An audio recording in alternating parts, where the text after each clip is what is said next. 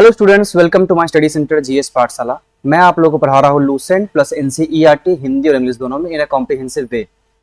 हम चैप्टर 4 पढ़ रहे हैं। चैप्टर 4 का पार्ट 1 और पार्ट 2 हमने पढ़ लिया। आज इसका पार्ट 3 इस चैप्टर का लास्ट पार्ट है, इसे हम पढ़ेंगे। उसके बाद हम नेक्स्ट लेक्चर में जैनिज्म को लेके आएंगे। हमने जो अभी तक पढ़ा है वो ये है, सिद्धार्थ गौतम कौन थे, बुद्ध कैसे बने, वो उनकी फैमिली बैकग्राउंड क्या थी, फैमिली में कौन कौन थे, उनके माता, उनके पिता, उनकी जो मौसी बनी उनकी अगली माता वो थे। उसके बाद उनकी शादी हो जाती है यशोधरा से, फिर उनका बच्चा होता है राहुल।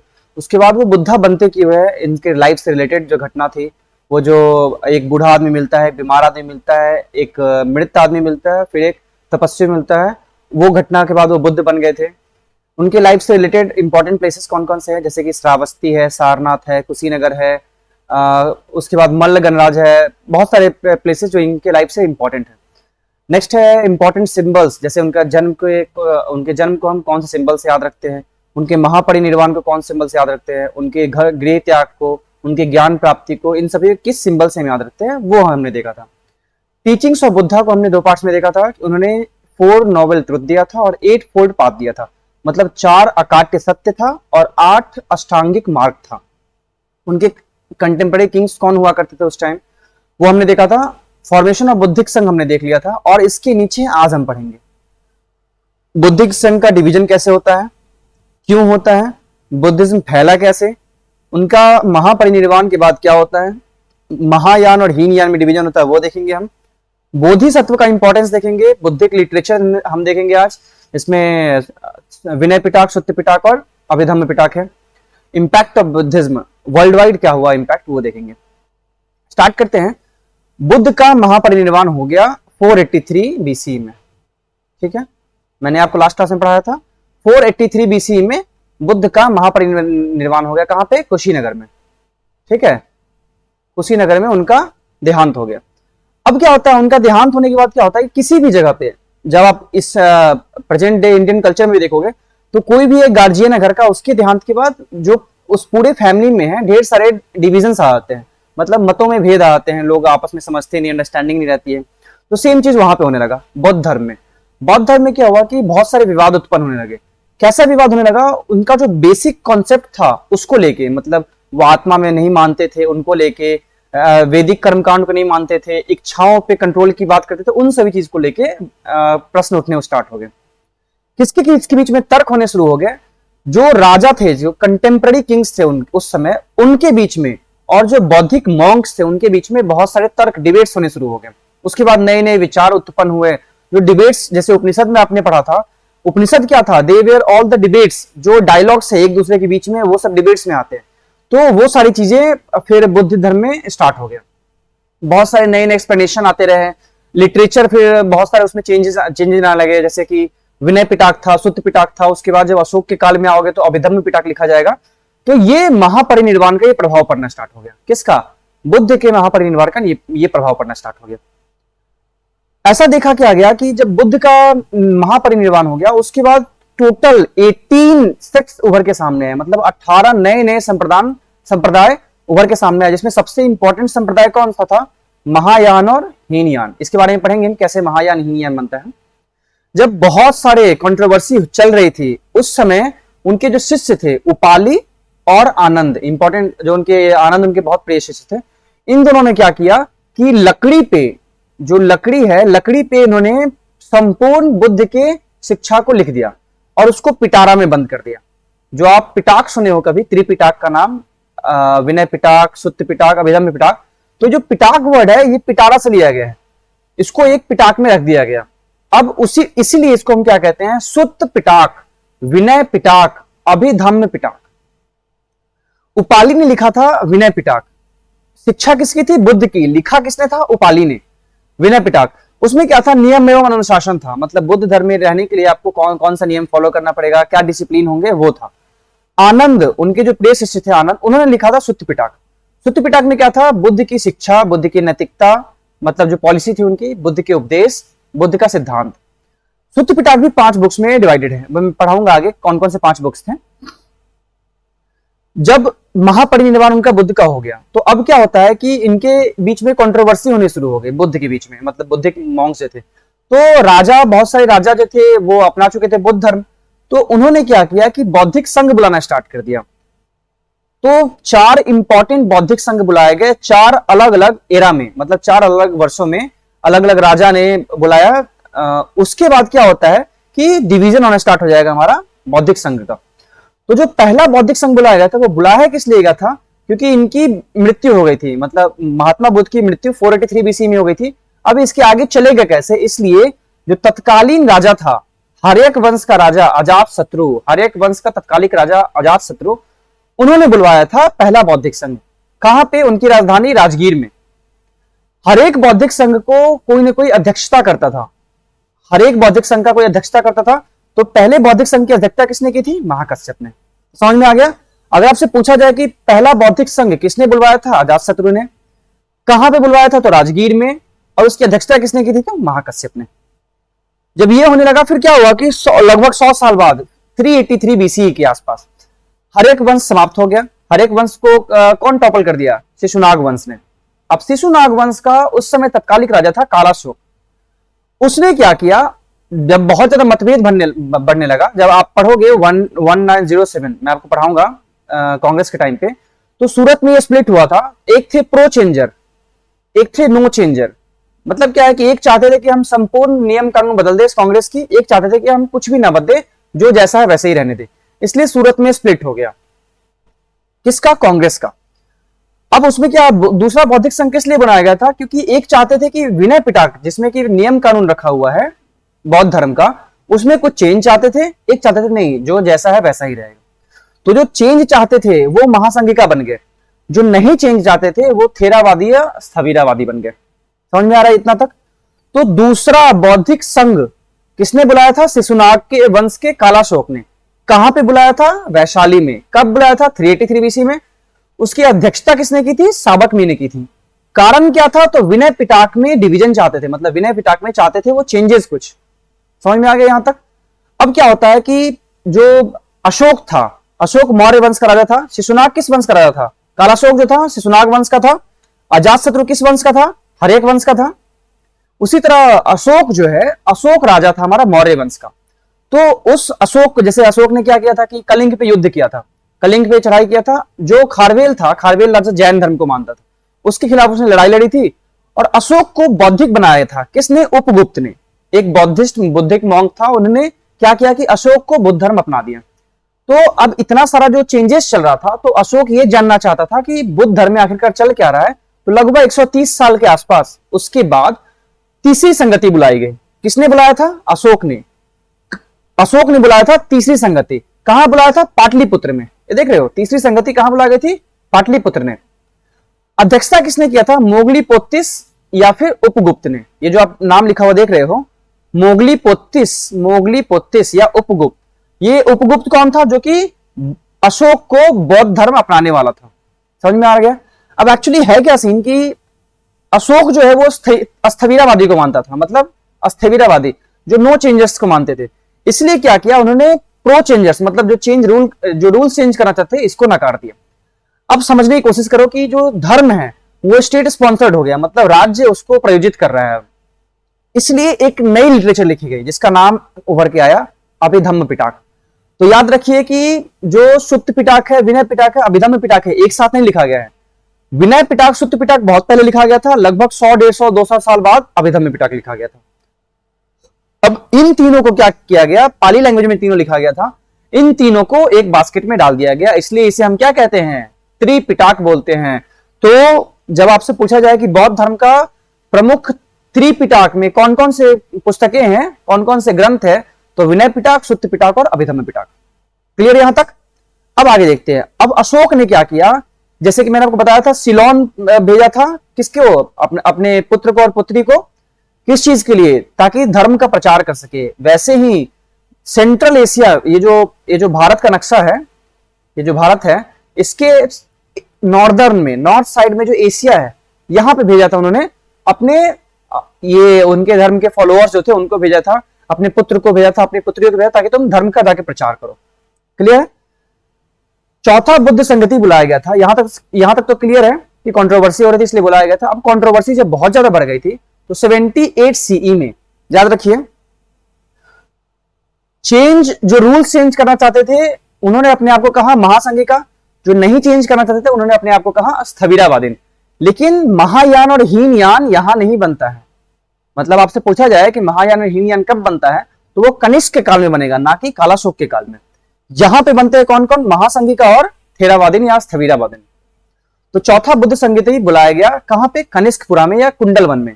ये कहां पे है, कनिष्कपुरा या कुंडलवन, ये कश्मीर में है। किसने बुलाया था, तो कनिष्क ने बुलवाया था।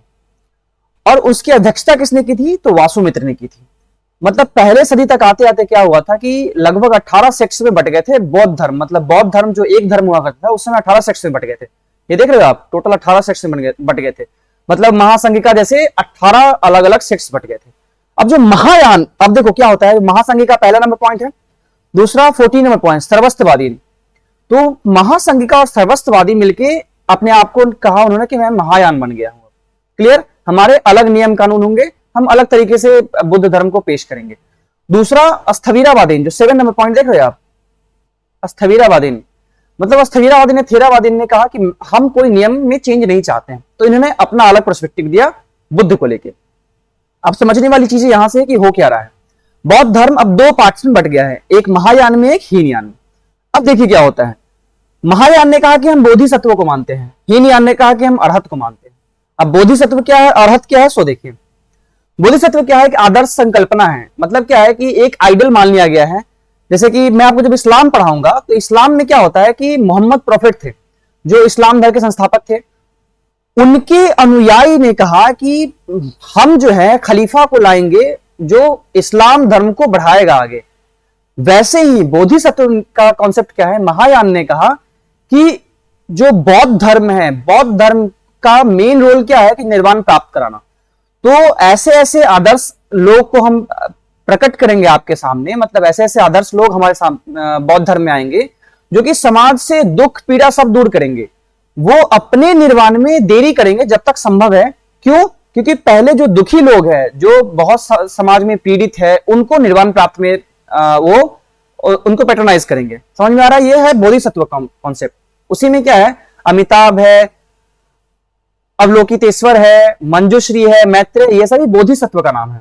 क्लियर?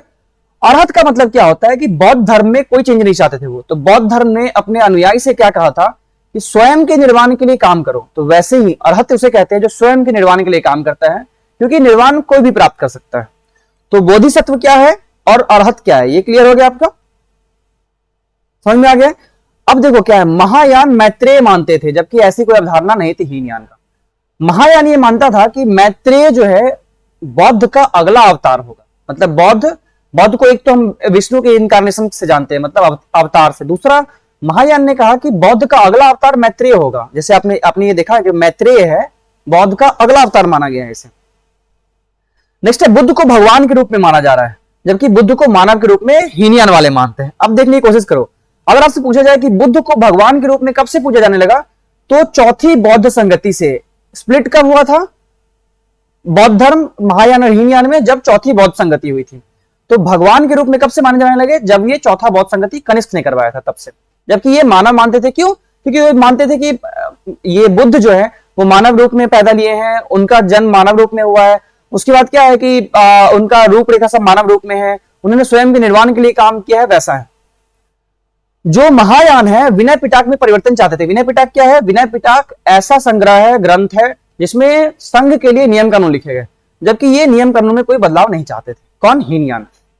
ये जो फैला हुआ है चीन, कोरिया, जापान, तिब्बत आदि में फैला हुआ है, कौन सा? महायान। जबकि हीनयान श्रीलंका में, म्यांमार में, थाईलैंड में, कंबोडिया में इत्यादि में फैला हुआ है। अब श्रीलंका आदि में फैलने का रीजन क्या है? अशोक जो है, अशोक मानता था थेरावादी को, इसलिए अपने थेरावादी के प्रचार के लिए श्रीलंका वाले क्षेत्र में भेजा था उसने। क्लियर है यहां तक? महायान स्वर्ग नरक में विश्वास रखते थे, जबकि हीनयान ऐसा नहीं मानते थे। वो मानते थे कि नहीं, जो है यही है, स्वर्ग नरक कुछ नहीं। उन्होंने बुद्ध की प्रतिमा बनाकर पूजना स्टार्ट कर दिया। मतलब अगर आपसे पूछा जाए कि सबसे पहले, ये तो इंसान थे, तो इंसान को सबसे पहले कब पूजा जाना स्टार्ट हो गया? तो बौद्ध को, मतलब बुद्ध धर्म में बौद्ध को पूजा जाना स्टार्ट हो गया प्रतिमा बनाकर। नेक्स्ट है, वो प्रतीक के रूप में याद रखते हैं। मतलब ये उनको प्रतिमा बना के नहीं पूजते हैं, प्रतीक के रूप में याद रखते हैं। अब बौद्ध की जो प्रतिमा बनती है वो 6 अलग अलग बुद्धा प्लस ये बौद्ध के रूप में बनती है। मतलब सिद्धार्थ गौतम का एक रूप प्लस 6 अलग अलग बुद्ध है, उनको अलग अलग प्रतिमा के रूप में बना के पूछते हैं। जो प्रतिमा बनाते हैं अलग अलग शैली बनाते हैं। कौन कौन सा स्टाइल में? जैसे गांधार स्टाइल है, मथुरा स्टाइल है, अमरावती स्टाइल है, इन सभी में बौद्ध की प्रतिमा को बना के पूछते हैं, जबकि यहाँ पे प्रतिमाएं नहीं बनी है। तो यहां तक क्लियर है आपका?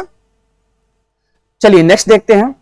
महायान, ऐसा माना जाता है, महायान का यह मानना है कि गौतम बुद्ध से पहले 6 अन्य बुद्ध पृथ्वी पर आ चुके थे। अब बुद्ध का मतलब क्या होता है? प्रबोधन, मतलब the one who had got enlightened, मतलब जिसको बुद्धि हो गई है वह बुद्ध है। अब कौन कौन से 6 बुद्ध को माना जाता है? विपाशी को, सिखी को, विश्वाहु को, काकुस नंदन को, कनक मुनि को और कश्यप को। समझने की कोशिश कर रहे हो आप? बुद्ध से पहले 6 अन्य बुद्ध को किसने माना? महायान ने। अब इसकी पुष्टि हम कैसे करते हैं? तो अशोक ने एक ऑर्डर जारी किया था, मतलब निगाला सागर एक ऑर्डर जारी किया था नेपाल में। उसने इसने कहा कि जो कनक, ये जो हमारे कनक मुनि है ना, तो कनक मुनि के सम्मान में, ये देखिए कनक मुनि के सम्मान में उन्होंने बौद्धिक स्तूप का विस्तार करवाया था।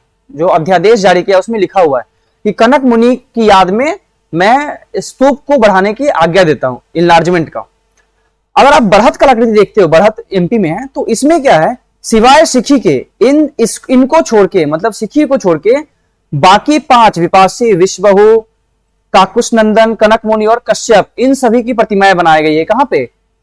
बढ़त कलाकृति में। अब महायान की अलग अलग फिलॉसफी थी। महायान की फिलॉसफी क्या थी? उन्होंने फिलॉसफी लाया कि माध्यमिक और विनयवाद 2 अलग अलग सिद्धांत लेके आते हैं। माध्यमिक मतलब मध्य मार्ग और विनयवाद मतलब चेतना। इसमें सबसे ज्यादा इंपॉर्टेंट हमारे लिए माध्यमिक है।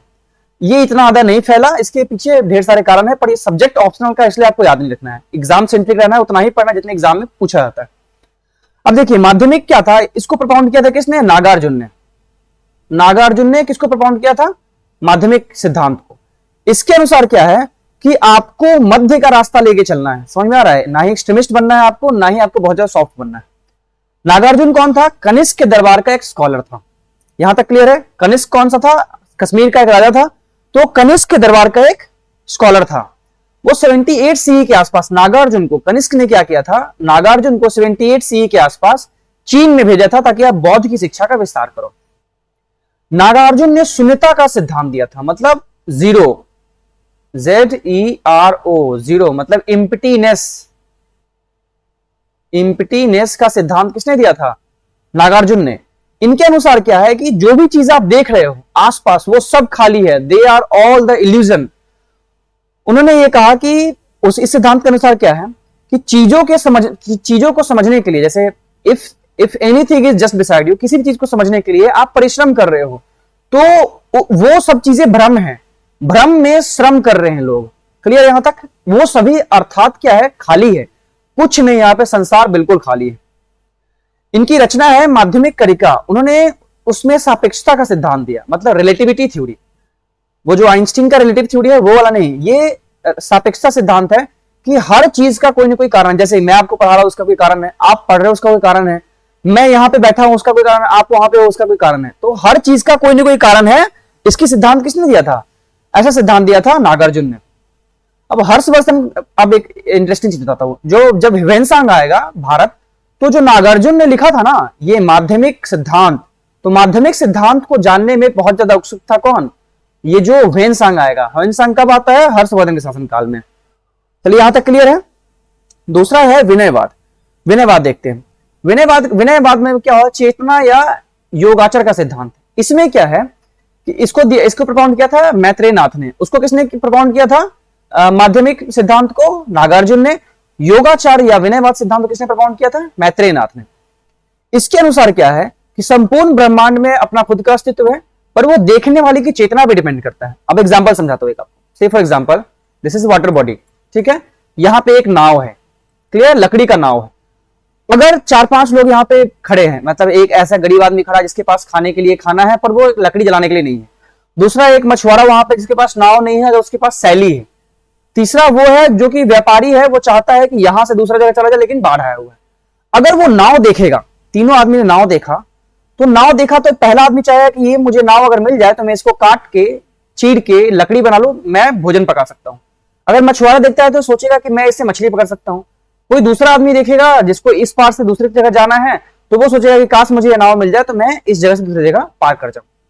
तो ये सब देखने वाले की चेतना पे डिपेंड करता है। समझ में आ रहा है? तो ये वाला सिद्धांत किसने दिया था? ये सिद्धांत दिया था मैत्रेय नाथ ने। ये एक्चुअली माध्यमिक सिद्धांत से थोड़ा कम प्रभावशाली था, इसलिए इसकी चर्चा एग्जाम्स नहीं करते जनरली। इसमें असंग, दिगंग, धर्मकृति ऐसे लोग इसके समर्थक थे। अब देखो स्टेट स्पॉन्सर्ड हो चुका था कौन? बौद्ध धर्म।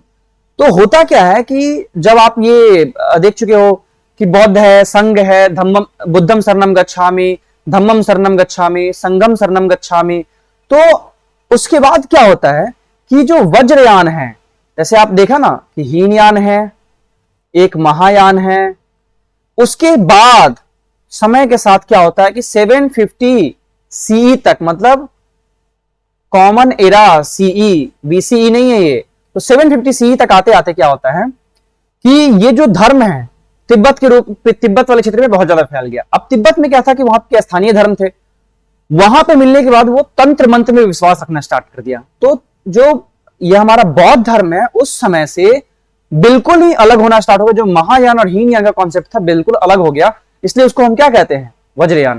तो आपको पता होना चाहिए कि वज्रयान का उद्भव कैसे होता है, वज्रयान क्या है। ये फैला हुआ कहां पे है? तिब्बत, भूटान, नेपाल आदि वाले क्षेत्र में। क्लियर? अब देखिए बौद्धिक लिटरेचर को हम देखते हैं, बौद्धिक साहित्य। कौन कौन से बौद्धिक साहित्य हैं? एक विनय पिटक, दूसरा सुत्त पिटक, तीसरा अभिधम्म पिटक। ठीक है, एक विनय पिटक, सुत्त पिटक, अभिधम्म पिटक।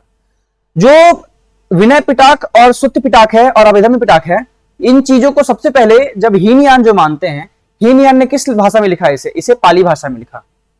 जबकि इसी चीज को महायान ने किस भाषा में लिखा? संस्कृत भाषा में लिखा। वो अपने आप को श्रेष्ठ मानते थे। क्लियर है? अब है क्या क्या? विनय पिटक में क्या है, सुत्त पिटक में क्या है, अभिधम्म पिटक में क्या है? तो विनय पिटक में नियम एवं अनुशासन है, जो संघ की जो नियम है, अनुशासन है, इसको कहां रखा गया है? विनय पिटक में। अब विनय पिटक भी दो भागों में विभक्त है। विनय पिटक भी दो भागों में विभक्त है। एक भाग में यह कहा गया है कि संघ में सम्मिलित होने के नियम क्या है, दूसरा कपड़े कैसे पहनना है, खाना कैसे बनाना है, साफ सफाई आदि, इन सभी के नियम है किसमें? एक फर्स्ट पार्ट में, विनय पिटक के। दूसरा भिक्षुओं के लिए बाकी नियम। अगर मतभेद हो जाता है किसी भी चीज पे, मतलब किसी भी चीज में आपको संशय होता है, मतभेद हो जाता है, तो उस समय मध्यस्थता का नियम किसमें दिया गया है? ये सेकंड वाले पार्ट में। यहां तक क्लियर है आपको विनय पिटक का? चलिए नेक्स्ट देखते हैं हम सुत्त पिटक। सुत्त पिटक में क्या है? शिक्षा है, नैतिकता है, उपदेश है और सिद्धांत है। बुद्ध की शिक्षा है, बुद्ध की नैतिकता है, बुद्ध का उपदेश है, बुद्ध का सिद्धांत है। क्लियर है? इसके भी 5 पार्ट्स है, इसको आपको हूबहू याद रखना है। एक है दिक्क निकाय, मध्यम निकाय, संयुक्त निकाय, अंगुत्र निकाय, खुद्दक निकाय। मैं फिर से रिपीट कर रहा हूं, दिग्ग निकाय, मध्यम निकाय, संयुक्त निकाय, अंगुत्र निकाय और खुद्दक निकाय। ये 5 अलग अलग बुक्स है। इसमें सबसे ज्यादा इंपॉर्टेंट है खुद्दक निकाय। खुद्दक निकाय में 15 ग्रंथ है, मतलब 15 बुक्स इसमें खुद है, इसलिए इसको बुद्ध धर्म का सार कहा जाता है, मतलब समरी, इसको समरी कहा जाता है खुद्दक निकाय को। इसमें 15 ग्रंथ है। इसी में जातक कहानी लिखी गई है। जातक कहानी क्या है? बुद्ध धर्म के पिछले जन्म, मतलब बुद्ध के पिछले जन्म की कहानी है, किसमें लिखा हुआ है? खुद्दक निकाय में। क्लियर है? तो जातक स्टोरी किसे बोलते, समझ में आ गया? चलो अभिधम्म पिटक देखते हैं। आपने देख लिया ये विनय पिटक, सुत्त पिटक। अब देखते हैं अभिधम्म पिटक। अभिधम्म पिटक कब लिखा गया था? अशोक के समय। अभिधम्म पिटक में एक्चुअली क्या है? फिलोसफिकल डिस्कशन है, मतलब फिलोसफी है, उपनिषद की तरह है, दार्शनिक दर्शन है।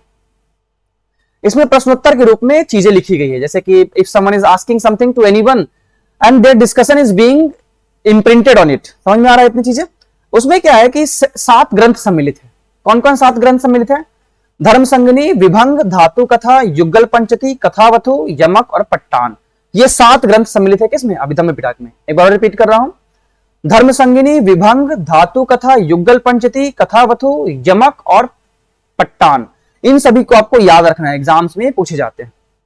अब याद रखना कि इन 3 साहित्य जो हमारा विनय पिटक है, सुत्त पिटक है, अभिधम्म पिटक है, इसके अलावा भी बहुत सारे साहित्य लिखे गए हैं। इसमें सबसे ज्यादा इंपॉर्टेंट हमारा ललित विस्तार, जिसमें कि बुद्ध की जीवनी को लिखा गया है। इसमें हमारे सबसे ज्यादा एग्जाम सेंट्रिक यही है ललित विस्तार, लेकिन इसके अलावा बहुत सारे लिखे गए हैं साहित्य। अब लास्ट टॉपिक ये है हमारा कि इसके इंपैक्ट क्या पड़ते हैं, बुद्ध धर्म का प्रभाव क्या पड़ा। बौद्ध धर्म में क्या है कि आप एक बात को ध्यान दो कि जब आपने वैदिक एज पढ़ा था तो उस समय क्या था कि लोग एक दूसरे को मारते थे, मतलब युद्ध लड़ा करते थे, उसमें हिंसा होती थी। बलि प्रदान किया करते थे, उसमें हिंसा होती थी। लेकिन पहली बार अहिंसा की परिकल्पना किसने दी थी? बुद्ध ने दी थी। उस समय आपको यज्ञ हवन करना होता था, बहुत अच्छे वाले वस्त्र पहनने होते थे, बहुत ही शालीन जीवन नहीं था, बहुत सारे रिचुअल्स करने होते थे। पर ये क्या किया, बुद्ध धर्म ने साधारण जीवन दिया और जीवन शैली से परिचित कराया। उस समय क्या था कि ब्राह्मण, क्षत्रिय, वैश्य और शूद्र, ब्राह्मण, क्षत्रिय, वैश्य और शूद्र, ये 4 वर्ण में डिवाइडेड थे। एक दूसरे के पास लोग नहीं जा पाते थे, विशेषकर वैश्य और शूद्र। पुरोहित बना करते थे ये ब्राह्मण, इसके अलावा किसी और को हक नहीं था ऐसा। तो इन चीजों से हटा के बुद्ध ने कहा कि तुम मेरे शरण में आओ, मैं तुम्हें बराबरी दूंगा, इक्वलिटी दूंगा। तो इसलिए लोग यहां पे अट्रैक्ट होने स्टार्ट हो गए। ये इंपैक्ट पड़ा, शिक्षा को बढ़ावा मिला। सी फॉर एग्जाम्पल, अभी तक क्या था कि एक ऐसी जगह थी जहां पे शिक्षा दिया करते थे गुरु, उसके बाद लोग घर चले जाया करते थे। एक ऐसा विश्वविद्यालय बनाया गया उस समय जहां पे लोग रहते भी थे और शिक्षा भी ग्रहण करते थे। तो निवास स्थान के संलग्न शैक्षणिक स्थान बनने शुरू हो गए। लोग विदेशों से पढ़ने के लिए आया करते थे, विदेशों से लोग यहाँ शिक्षा लेने के लिए आया करते थे, चाइना से, तिब्बत से, श्रीलंका से। समझ में आ रहा है? इसमें क्या है कि शिक्षा को बढ़ावा मिला तो कौन कौन से यूनिवर्सिटीज बनाए गए, जैसे कि Nalanda university, Vallabhi university, Vikramshila university. Nalanda university कहां पे है? बिहार में। वल्लभी यूनिवर्सिटी गुजरात में, विक्रमशिला यूनिवर्सिटी बिहार में। नालंदा यूनिवर्सिटी जो है वो महायान की शिक्षा का प्रमुख केंद्र था, जो अपने आप को श्रेष्ठ मानते थे। दूसरा वल्लभी गुजरात में, महायान, ये जो वल्लभी जो है ये हीनयान की शिक्षा का प्रमुख केंद्र था। यहां तक क्लियर है आपका? चलिए नेक्स्ट देखते हैं। सांची, बरहत, राजगीर, गया जैसे जगहों पे महापरिनिर्वाण के चिन्ह के रूप में स्तूप बनाए गए। मतलब स्तूप कैसा शेप का होता है? ये ऐसा है, स्तूप इज समवट लाइक दैट, मतलब आधा वृत्त है। तो ऐसे शेप में स्तूप बना दिए गए ताकि उनको याद रखा जाए महापरिनिर्वाण के रूप में। क्लियर है? अब इसमें क्या है कि पर्यटन को बहुत ज्यादा बढ़ावा मिला जब बौद्ध धर्म का उदय हो रहा था, क्योंकि दूर दूर से लोग पर्यटन यहाँ पे देखने आते थे कि बौद्ध धर्म का इतना ज्यादा विकास कैसे हो गया, मतलब बौद्ध धर्म इतनी अच्छी धर्म कैसे हो सकती। अब इसके बाद हम कुछ क्वेश्चंस देखते हैं, फिर कंक्लूड करते हैं आज के क्लास को। चलिए, प्रथम बौद्ध समिति का आयोजन हुआ था। पहला बौद्ध समिति का आयोजन कहां हुआ था? ये देखिए, प्रथम बौद्ध समिति का आयोजन कहां हुआ था? अनिरुद्ध के शासनकाल में, अजातशत्रु के शासनकाल में, बिंबिसार के शासनकाल में, उदयभद्र के शासनकाल में। तो प्रथम बौद्ध समिति का आयोजन किसने करवाया था? हर्यक वंश का तत्कालिक राजा अजातशत्रु ने करवाया था। अजातशत्रु, ऑप्शन नंबर बी, पहला संगति। दूसरा, भगवान बुद्ध के महापरिनिर्वाण के बाद पहली बौद्ध संगति हुई थी कहां पे? अभी अजातशत्रु ने करवाया तो था, लेकिन कहां करवाया था? तत्कालीन राजधानी राजगीर। तो ऑप्शन कौन कौन से है? राजगीर, गया, पाटलिपुत्र, वैशाली, उपयुक्त में से कोई नहीं। तो कहां पर करवाया था ये? राजगीर में। चलिए नेक्स्ट देखते हैं। बुद्ध की मृत्यु के पश्चात प्रथम बौद्ध संगति की अध्यक्षता किसने की थी? अजातशत्रु ने करवाया था, राजगीर में करवाया था। अध्यक्षता किसने की थी? महाकश्यप ने। किसने की थी? महाकश्यप, धर्मसेन, अजातशत्रु, नागसेन। किसने की थी? महाकश्यप ने। इसलिए आपको आप वीडियोस देखोगे तो आपको पता चलेगा कि इन सारी चीजों का आंसर वहां लिखा हुआ है। नेक्स्ट, कनिष्क के शासन काल में बौद्ध सभा किस नगर में आयोजित हुआ था? अब कनिष्क ने कब करवाया था? चौथी बौद्ध संगति कराया था। कहां पे? कुंडलग्राम में या कनिष्कपुरा में। तो कुंडलग्राम या कनिष्कपुरा कहां पे है? कश्मीर में है। देखो, मगध है, पाटलिपुत्र है, कश्मीर है, राजगीर है। कहां पे है? कश्मीर में। ये देखिए 2005 में पूछा गया बीपीएससी का। नेक्स्ट, कश्मीर में कनिष्क के शासनकाल में जो बौद्ध संगति आयोजित हुई उसकी अध्यक्षता किसने की थी? अब देखो, अध्यक्षता किसने की थी? पार्स ने, नागार्जुन ने, शूद्रक ने या वासुमित्र ने? इसकी अध्यक्षता की थी वासुमित्र ने। कश्मीर में जो कनिष्क के शासनकाल में बौद्ध संगति आयोजित हुई थी उसकी अध्यक्षता की थी वासुमित्र ने। पहली कहां पे हुई थी? पहली राजगीर में, उसके बाद फिर वैशाली में, तीसरा पाटलिपुत्र में और चौथा कश्मीर में। ये चौथा कहां पे हुआ? कश्मीर में। ये देखो, कनिष्कपुरा या कुंडलग्राम कश्मीर में हुआ है। इसकी अध्यक्षता किसने की थी? वासुमित्र ने। इसलिए आपको ये सब चीजें याद रखना है क्योंकि इन सभी चीजों से क्वेश्चन पूछा जाता है। चलिए नेक्स्ट क्वेश्चन देखते हैं हम।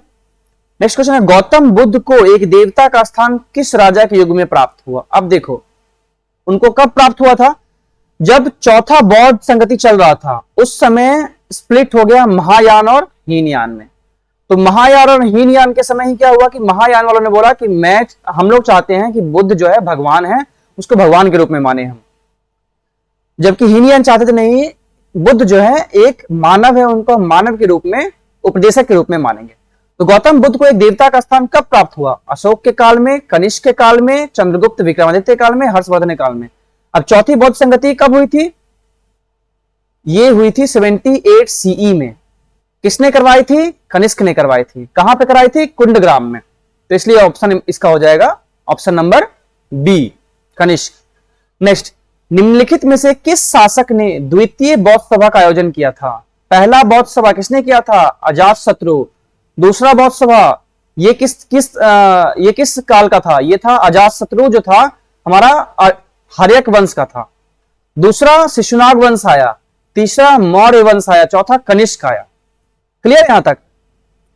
तो पहला अजातशत्रु ने कराया था, दूसरा किसने कराया था? कालाशोक ने।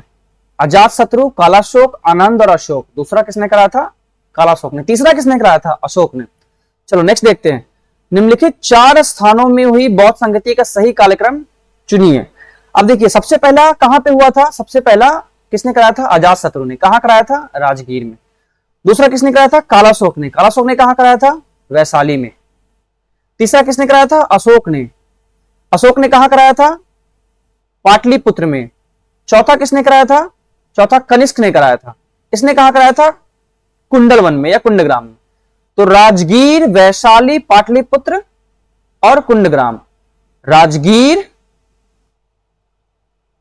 वैशाली, पाटलिपुत्र और ये कुंडग्राम। मतलब 1 2 3 4, ये कौन कौन सा है ऑप्शन? मतलब इसका हो जाएगा 2 1 4 3। 2 1 4 3 किसमें है? इसमें नहीं है, इसमें है 2 1 4 3। क्लियर है यहां तक? इस तरह से आपको चार्ट बना के उसके बाद याद रखना है। नेक्स्ट, त्रिपिटक निम्नलिखित में से किससे संबंधित है? त्रिपिटक बौद्ध धर्म का पवित्र ग्रंथ है। जैनियों से, बुद्धों से, सिखों से या हिंदुओं से? बौद्ध धर्म का पवित्र ग्रंथ है त्रिपिटक। त्रिपिटक क्या है? तो बौद्ध धर्म का पवित्र ग्रंथ है। गांधी जी के बंदर, ब्रह्मा विष्णु महेश, महावीर के तीनों नागिन, बुद्ध उपदेशों के संग्रह। मतलब बौद्ध धर्म का ये ग्रंथ है, उपदेशों के संग्रह है ये त्रिपिटक। नेक्स्ट क्वेश्चन, निम्नलिखित में से कौन सा एक बुद्ध की शिक्षाओं का संग्रह है? बुद्ध की शिक्षाओं का संग्रह कौन सा है? आगम है, ब्राह्मण है, पुराण है, त्रिपिटक है। इसका ऑप्शन नंबर डी है, त्रिपिटक। ये देखिए हाल ही पूछा गया 2016 में। नेक्स्ट देखते हैं, निम्नलिखित में से किस बौद्ध साहित्य में महात्मा बुद्ध के नैतिक एवं सिद्धांत संबंधित प्रवचन लिखे हैं? अब देखो, एक है विनय पिटक, एक है सुत्त पिटक, एक है अभिधम्म पिटक। विनय पिटक में नियम कानून लिखे गए हैं, सुत्त पिटक में नैतिकता लिखे गए हैं, सिद्धांत लिखे गए हैं, उनके उपदेश लिखे गए हैं। अभिधम्म पिटक में उपनिषद के तौर पे उनके डायलॉग्स लिखे गए हैं, मतलब डिबेट्स लिखे गए हैं। समझ में आ रहा है? तो जो नैतिकता लिखी है किसमें लिखी गई है? विनय पिटक नहीं है, जातक कथा है नहीं है, अभिधम्म पिटक नहीं है, फिलॉसफी है ये तो, सुत्त पिटक ये ऑप्शन है इसका सही, ऑप्शन नंबर डी। नेक्स्ट, उस बौद्ध ग्रंथ का नाम बताइए जिसमें भिक्षुओं के लिए नियमों का उल्लेख है। अब भिक्षुओं के लिए नियमों का उल्लेख किसमें है? ये है विनय पिटक में। विनय पिटक में नियम कानून है। देखिए, त्रिपिटक, विनय पिटक, अभिधम्म पिटक, सुत्त पिटक। अभिधम्म पिटक नहीं है, सुत्त पिटक नहीं है, त्रिपिटक भी नहीं है, विनय पिटक उसका ऑप्शन नंबर डी। ये 2021 में पूछा गया रेलवे में। नेक्स्ट, यमक बुद्ध पिटक से संबंधित है। मतलब कौन से बुद्ध पिटक से यमक संबंधित है? सुत्त पिटक से, विनय पिटक से, अभिधम्म पिटक से, उपयुक्त में से कोई नहीं। देखिए झारखंड पीसीसी में पूछे हुआ क्वेश्चन है। यमक जो है हमारा अभिधम्म पिटक से संबंधित है। जब मैंने आपको पढ़ाया था अभी यमक, ये देख रहे हो यमक, यमक किससे संबंधित है? अभिधम्म पिटक से। इसलिए आपको जितने टॉपिक्स मैंने पढ़ाया है सबको हूबहू वैसे ही याद रखना है, क्योंकि इसके बाहर से क्वेश्चन 90% नहीं जाएगा। याद रखना मेरी बात को। हीनयान और महायान किस धर्म से संबंधित है?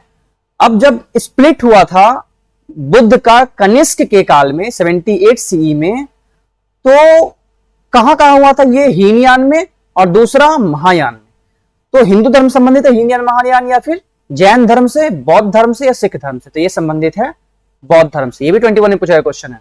नेक्स्ट, बौद्ध धर्म के महायान और हीनयान संप्रदायों में सर्वाधिक मौलिक अंतर क्या थी? अब ये स्प्लिट हुआ किस लिए था?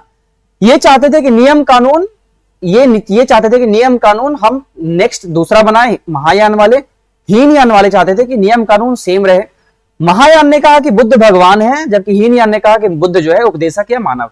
अब अंतर क्या है? अहिंसा पर बल, दोनों अहिंसा चाहते थे, इसलिए ऑप्शन नहीं होगा। जाति रहित समाज, दोनों में जाति नहीं थी, इसलिए भी ऑप्शन नहीं होगा। देवी देवता की पूजा, जी बिल्कुल, महायान ये चाहते थे कि बुद्ध जो है उनको हम देवता माने, वैसे उनकी पूजा करें, जबकि हीनयान चाहते थे नहीं, उनको हम स्मृति के रूप में याद रखें बस। स्तूप पूजा, दोनों की स्तूप पूजा किया करते थे, इसलिए ऑप्शन नंबर इसका सी हो जाएगा, बाकी सब गलत है। नेक्स्ट, भारत में पहले जिस मानव प्रतिमाओं की पूजा की गई थी वह थे, सबसे पहले बुद्ध की पूजा की गई थी, मतलब मानव, ऐसा मानव जिसकी पूजा की गई वह था बुद्ध। ब्रह्मा, विष्णु, बुद्ध और शिव, ये तीनों तो भगवान है, भगवान के रूप है। बुद्ध जो मानव के रूप में थे उनकी पूजा की गई थी सबसे पहले भारत में। नेक्स्ट, जातक कथा डैश से संबंधित है। अब जातक कथा क्या होता है? जब मैंने आपको पढ़ाया था कि एक स्टोरी है जिसमें कि लिखा गया है, जो आपने सूत्र पिटक पढ़ा था उसी में लिखा गया है जातक कथाएं।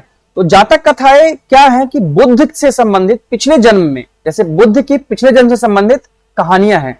तो किससे संबंधित है ये? सिख धर्म से, बुद्ध धर्म से, जैन धर्म से और हिंदू धर्म से। ये है बुद्ध धर्म से संबंधित, बाकी सारा गलत है।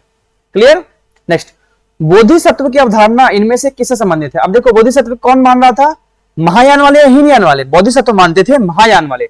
महायान का मानना था कि बोधिसत्व एक ऐसी अवधारणा है, एक ऐसा आइडियल है जो आएगा और हमें निर्वाण प्राप्त कराएगा। तो जैन धर्म है, हीनयान, सिख धर्म या महायान, तो ये हमारा महायान आंसर है, हीनयान नहीं है, जैन धर्म नहीं है, सिख धर्म नहीं है।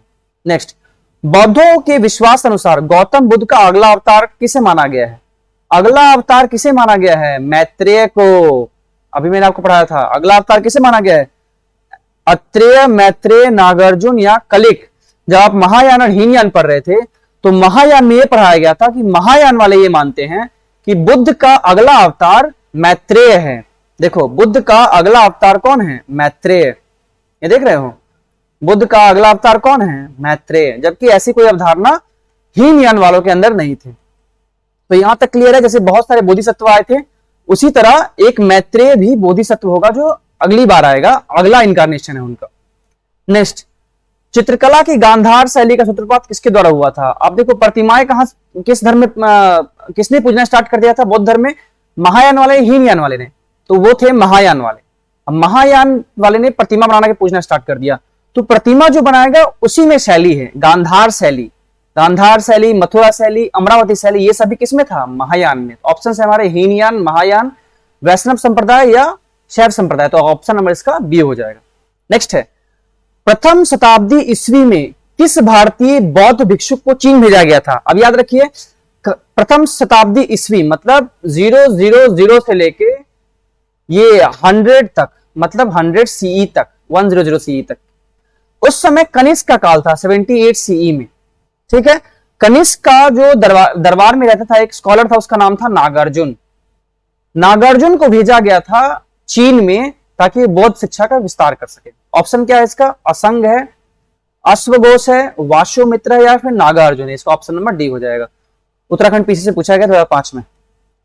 नेक्स्ट देखते हैं, नालंदा विश्वविद्यालय किसके लिए विश्व प्रसिद्ध था? नालंदा विश्वविद्यालय, याद रखिए, नालंदा, विक्रमशिला, वल्लभी, ये सब किसके लिए प्रसिद्ध था? बौद्ध धर्म के लिए। चिकित्सा विज्ञान, तर्कशास्त्र, बौद्ध धर्म दर्शन, रसायन विज्ञान, ये था बौद्ध धर्म दर्शन के लिए। ये देखिए 47 बीपीएससी पूछा गया था। नेक्स्ट, बौद्ध शिक्षा का केंद्र है इनमें से विक्रमशिला, वाराणसी, गिरनार, उज्जैन। वाराणसी नहीं है, उज्जैन नहीं है, गिरनार नहीं है, ये कौन है? विक्रमशिला। अब देखिए, मैंने आपको पढ़ा था अभी बौद्धिक लिटरेचर को पढ़ाने के लिए अलग अलग यूनिवर्सिटीज बनाए गए थे। नालंदा है, वल्लभी है, विक्रमशिला है। नालंदा बिहार में, वल्लभी गुजरात में और विक्रमशिला बिहार में। तो ये जो तीन है इंपॉर्टेंट यूनिवर्सिटीज थे जो बौद्ध धर्म से संबंधित हैं। वल्लभी विश्वविद्यालय कहाँ स्थित था? बिहार में, उत्तर प्रदेश में, बंगाल में, गुजरात में। बिहार में नहीं था, उत्तर प्रदेश में नहीं था, बंगाल में नहीं था, ये था गुजरात में। नेक्स्ट, शून्यता के सिद्धांत का सर्वप्रथम प्रतिपादन करने वाले बौद्धिक दार्शनिक का नाम क्या था? शून्यता कौन लाया था सबसे पहले? कनिष्क के दरबार में स्कॉलर था, उसका नाम था नागार्जुन। वो लाया था द थ्योरी ऑफ एम्प्टीनेस, सब कुछ शून्य है, ऐसा किसने कहा था? नागार्जुन ने कहा था। चलिए, आज के लिए बस इतना ही। कल हम पढ़ते हैं जैन धर्म को। आई होप आपको समझ में आया होगा। अगर समझ में आया है तो नेक्स्ट लेक्चर पढ़ने से पहले आप एक बार जैन धर्म को जरूर पढ़ लेना और इस वीडियो को रिवाइज जरूर करना ताकि आपको याद रहे। एग्जाम सेंट्रिक सारा का सारा है, इससे ज्यादा क्वेश्चंस नहीं पूछ रहा है। अगर पूछता है तो एमपीएससी होता है, समझ में आ रहा है? MPSC Mars public service commission वहां पूछेगा जिसका क्वेश्चन जिसका जवाब खुद उसके पास में नहीं होता है। क्लियर है यहां तक? चलिए आज के लिए बस इतना ही, धन्यवाद।